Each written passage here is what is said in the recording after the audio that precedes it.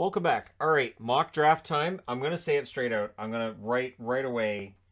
This is as close of a guess as I'm gonna. You know what? And it's gonna be wrong. It's gonna be wrong really quickly. Tomorrow, this draft is so all over the place. When I'm looking at a list and I'll go, oh, that they've got him at number 5. Then I look at another list and I'm like, and they have him at 23. Cool. And then you read the reports and it's like, well, there's good to him and there's bad. So does that cancel out? So this is as good as this is as strong as I can do this. I've been going over this today, so we'll go ahead and go through this. So number one in the draft tomorrow is of course the Montreal Canadiens. My guess at number one, and it is a guess, but I honestly think there's a lot of pressure. Shane Wright. I think Shane Wright goes first. Now, could this be wrong? Could I be busted first pick? Absolutely. Slafkovsky and Cooley, there's been discussions of Montreal with both players, and they have a pretty good feeling out process for all three, and so it's possible that Shane Wright could go third, could go second, could go first. I cannot envision a situation where he drops below that. Wright's scouting reports have been underwhelming, but I talked about that in the Shane Wright video. I think part of that is because the bar was set so incredibly high that it's easier to pick holes in his game. So New Jersey, if they hold on to the pick, and of course there's going to be picks that get traded, so I'm not overly worried about that. See, and then I keep talking, and then I make a little bit of a mistake there. Uri Slafkovsky, who is a left winger. I think he's the best pick for New Jersey should they keep the pick. And there's a lot of talks about whether or not they trade it. Slafkovsky looks like a really good forward, though. I'd honestly be kind of surprised if they trade it. Now, I understand New Jersey's got a lot of prospects. There's a lot of other guys coming in. But when you've got prospects, I think Slafkovsky would bump some of their other prospects down. Maybe, and again, this is just me spitballing it, maybe you're better off to take Slafkovsky, have him in your organization, look at your prospects, and then look to move one of your prospects. So, and if it ends up being Slafkovsky later, okay, but I don't think it does. So we'll see what they do. Obviously, they have Holtz, who's a goal-scoring winger that they envision as being a top 6 for them soon. And so if Slafkovsky they see as being kind of that same thing, but they think there's more upside with Holtz or that he's closer, then maybe that pick gets moved. Number 3.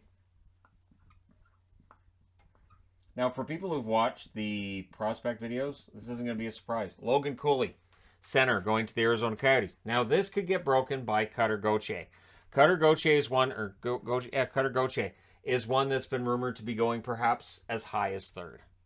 And so, we'll see, right? And with the name like Cutter, I mean, who wouldn't want Cutter on their team? That sounds like, badass. So why not? But Logan Cooley, I think, goes third. I think that's the top 3.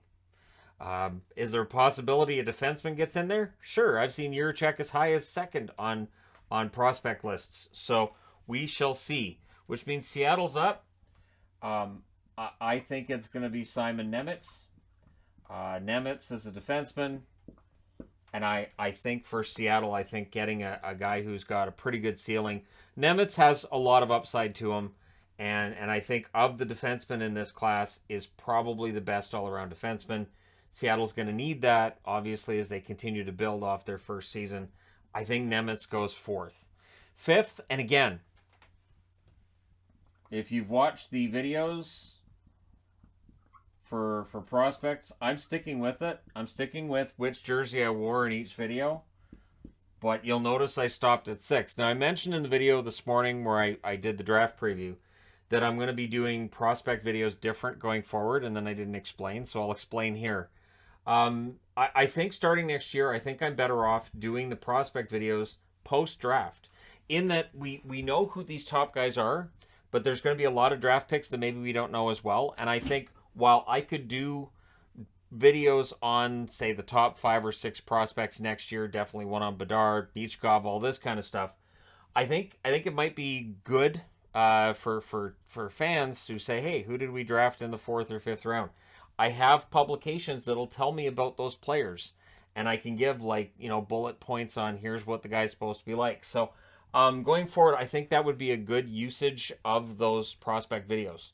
So if you're a Ducks fan, like Zary, here's everybody the Ducks drafted. And so that's the plan going forward. I intend to do that once the draft is done tomorrow, because I think that could be entertaining. So yeah, Matt Savoy at number 5. Matthew Savoy at number 5. Center, I think, goes to Philadelphia. But again, I do think we're going to see some trades. Number 6 could end up being traded, but I'm going to say that it's not. And I'm going to say that Columbus with their first pick. And again, if you watch the video, you would know I had them taking David Jiricek, defenseman, at number 6. I've seen him projected to go outside the top 10. And again, I've seen projections of him going as high as 2nd in a mock draft. So I think 6th for Columbus, because I think adding a top-notch defenseman, and Jiricek may end up being a better defenseman than Nemitz. There's debates to be had with that. And again, in the prospect videos I did for Nemitz and for Jiricek, I got into which one's seen as better. Number 7. So this is Ottawa's pick. This is supposed to be in play. But if Ottawa goes up there in drafts, I think this is where Cutter ends up. So for Cutter, he is listed as a center / left winger, and I think that would be a good spot for him. For the Ottawa Senators, I understand they've got a lot of prospects, they've got forwards, but I think that with Gauthier, center left wing, and I think again, I've seen prospect lists where he's ranked as high as 3rd, and his size, he's got NHL projectable size. So you're getting into a forward that his floor, the worst you're looking at, is probably an NHL level forward of 3rd line proportions. So for Gauthier, he could go higher. He could end up going lower as well. At number 8, with Detroit being a team that has taken pretty good prospects over the last, since Yzerman took over, right? I think that they go to Finland with this one. So that would be, and boy, you want to get your money's worth, you get a jersey with this guy's name on it. I'm going with right winger Jonathan Lekkerimäki. They've got good prospects on the blue line. They've got good prospects up front. I haven't heard anything about Detroit possibly trading down in this draft, because again, Detroit's looking to get into the playoffs, and I think for Yzerman, I think he values these prospects. Not every prospect's going to hit.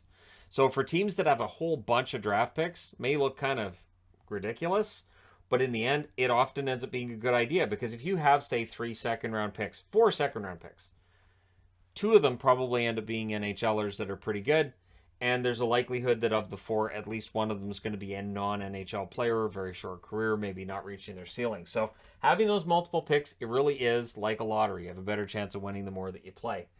Number 9. All right, so with Buffalo, and again, assuming that they keep both of their picks, I decided that with their first pick, right winger Joakim Kemell. Joakim Kemell I have seen on, again, mock drafts going as high as 6th to the Columbus Blue Jackets. I've also seen Kemell outside the top 10. Right winger, Buffalo. And again, on some level, I'm saying Buffalo probably would want a defenseman, but I think with Kemell, with him being a winger, and yeah, I think Buffalo drafts Kemell.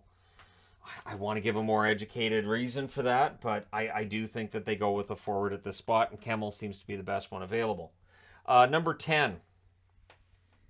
Speaking of players that have gone up and down lists, and he absolutely has, to the point where I just messed that up. So we're gonna. All right. Always hum a song that has no copyrights on it. Make up your own tune.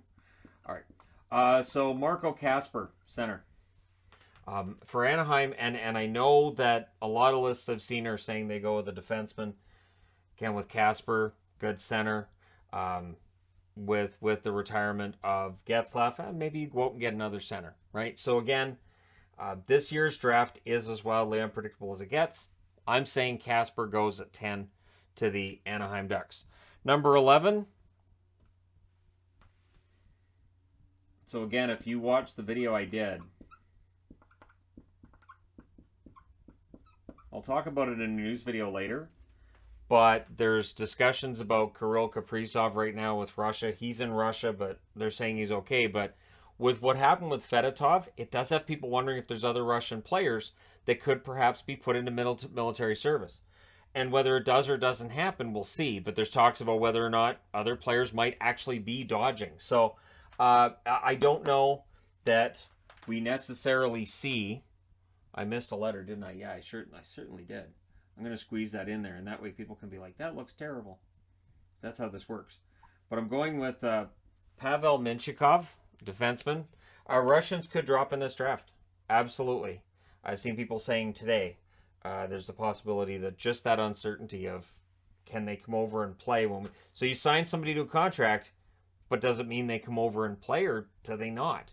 So I think San Jose takes Mintyukov. I've heard Anaheim taking him at 10th as a possibility. I've seen him outside the top 16 on draft lists as well. Again, it's all over. I've seen him as high as 5th as well. So again, this year's draft is seen as having a few really good prime guys and then some really good NHLers of the future. Just everybody ranks them differently. At number 12, so we're back with Columbus. So I have them taking Jiricek as a defenseman. So I thought, all right, who would they take then if they've already got a defenseman? Well, you don't need to take a defenseman again. You also want to take best player available. You're looking at forward. I think Frank Nazar, I think probably goes here. Sure, why not? I've seen Nazar as low as 20th on lists. I've seen Nazar in the top 10 as well. We'll see where he ends up. But Columbus, I think, would make some sense. He is American, so sure, why not? And again, center, winger, whether he ends up on the wing or down the middle. Columbus, again, a team looking for depth. I think if they don't trade their draft picks, that could end up being a good move on their part as well. Number 13, a player at a lot of hype, and he is really dropped off on draft lists and could end up being quite the steal. So why would the Islanders be the team that I would have taking Brad Lambert? Because they took Arttu Ratu. Because they took Ratu, when Ratu fell, he was number one pick. He's going to be great, and then nosedives. But the Islanders take him. And so I think they've proven they're not scared of somebody's draft stock taking a hit. So I think with Lambert, I don't think he gets past 13th.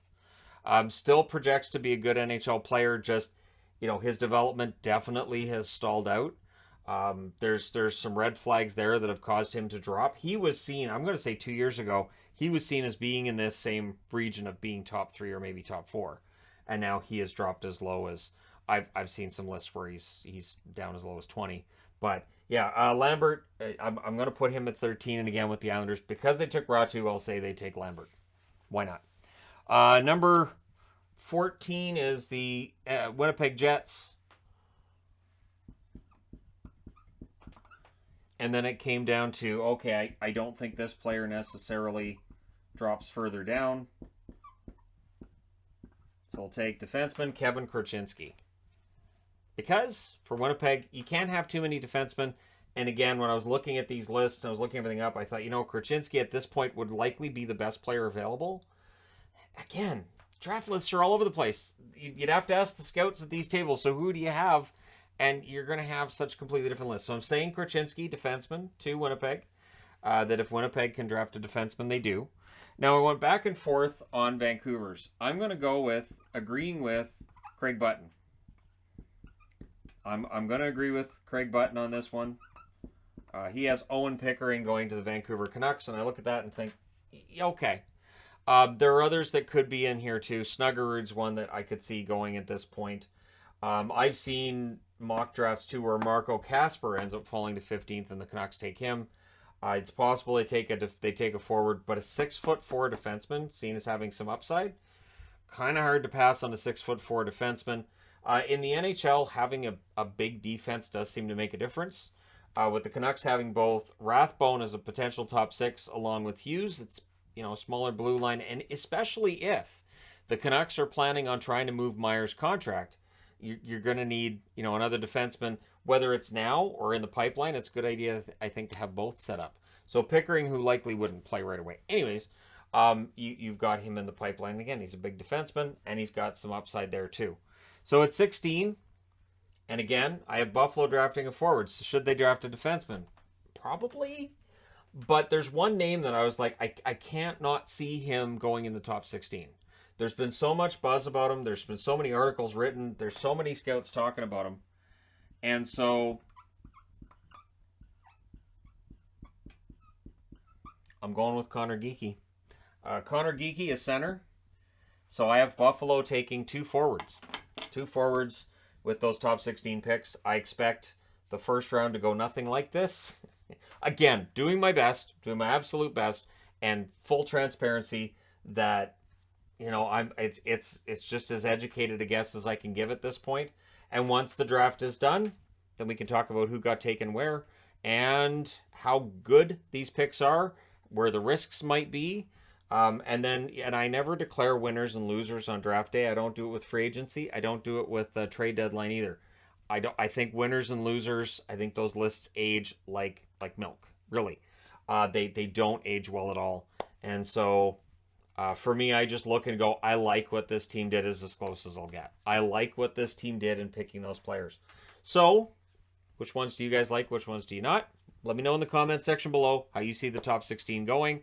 Because honestly, at this point, with this draft being all over the place, it really feels like it is a crapshoot. Absolute crapshoot, and it's going to be a lot of fun. I can't wait to watch this tomorrow and see if at number 1 I end up being wrong. But again, it's been Shane Wright's draft the whole time. I'd be very surprised if Montreal tomorrow, in front of their home fans in Montreal, you kind of have to take Wright. He's the big name. There's a lot of hype around him. You kind of have to take Wright. So let me know your thoughts in the comment section below, as always. Don't forget to hit like and subscribe if you're browsing your way through. You just happened upon this video. Thank you guys so much for watching, for all your support. I will talk to you again soon.